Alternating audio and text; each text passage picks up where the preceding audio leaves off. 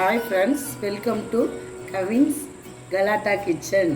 இப்போ நம்ம வந்து பைனாப்பிள் கேசரி பார்க்க போகிறோம். எப்படி செய்யுதுன்னு பார்க்கலாம். முதல்ல நெய் பாதியும் கடலை எண்ணெய் பாதியும் எடுத்துக்கணும்.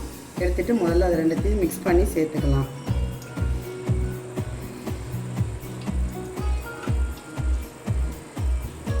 சேர்த்தாச்சு.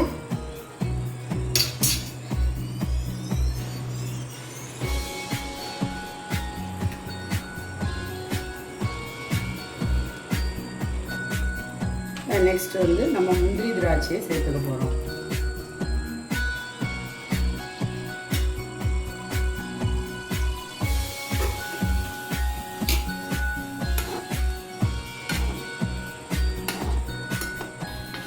இப்போ முந்திரி திராட்சை நல்லா இந்த கலர் ரொம்ப ரெட்டிஷாக ஆகக்கூடாது, லைட்டாக கலர் சேஞ்ச் ஆனாலும் பாதி நெய்யும் அந்த கடலை எண்ணெயும் நம்ம பாதி எடுத்துக்கலாம், லாஸ்ட்டாக சேர்த்துக்கலாம்.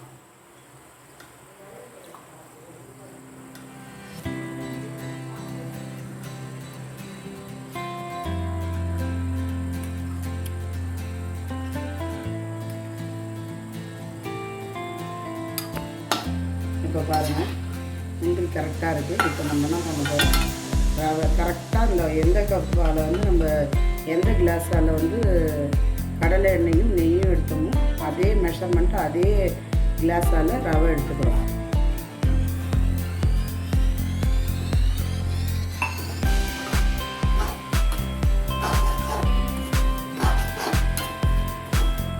ரவையை நல்லா டேஸ்ட் பண்ணும். ஒரு பிரிச்சு சால்ட் போட்டுக்கலாம். டேஸ்ட் வரும்.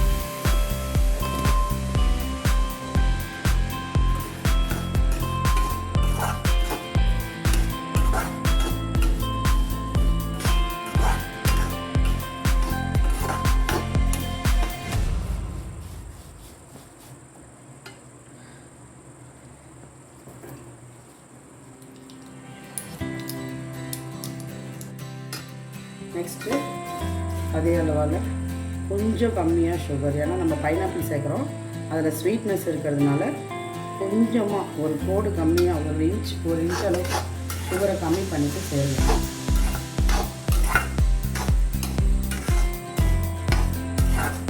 இப்போ நம்ம இந்த குங்குமப்பூவை சேர்த்துக்கலாம். கலர் சேர்க்க தேவையில்லை, ஃபுட் கலர் எதுவும் சேர்க்காமல் கொஞ்சம்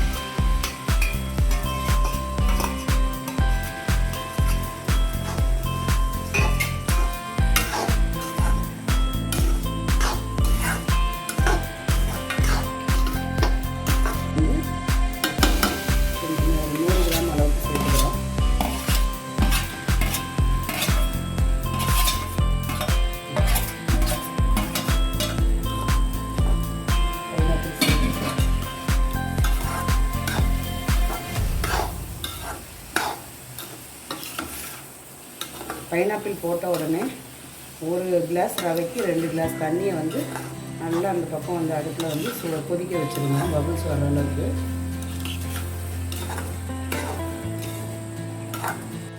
இப்போ நம்ம 1:2 சொல்கிற அளவு தண்ணி நல்லா கொதிக்க வச்சிட்டோம். அந்த தண்ணியை இந்த ரவையில் கொஞ்சம் கொஞ்சமாக சேர்த்துக்கணும். கட்டி இல்லாமல் கொஞ்சம் கெட்டியாக வர வரைக்கும் சிம்லே வச்சு கலரி விட்டுட்டு 5 மினிட்ஸ் அடுப்பை டிஸ்டர்ப் பண்ணாமல் மூடி போட்டுட்டு லாஸ்ட்டில் ஓப்பன் பண்ணி பார்க்கணும். வச்சு மீதம் இருக்க நெய்யை ஊற்றிட்டு போகிறோம்.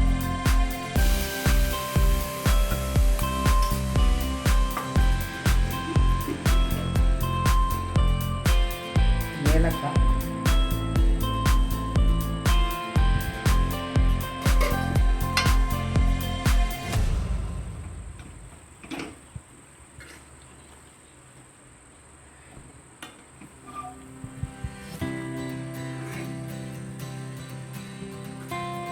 பாருங்கள், இப்படி எடுத்தால் அப்படி வரணும்.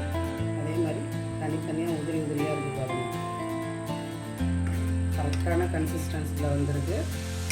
மறக்காமல் லைக் பண்ணுங்கள், ஷேர் பண்ணுங்கள். சூப்பராக இருக்கும், ட்ரை பண்ணி பாருங்கள்.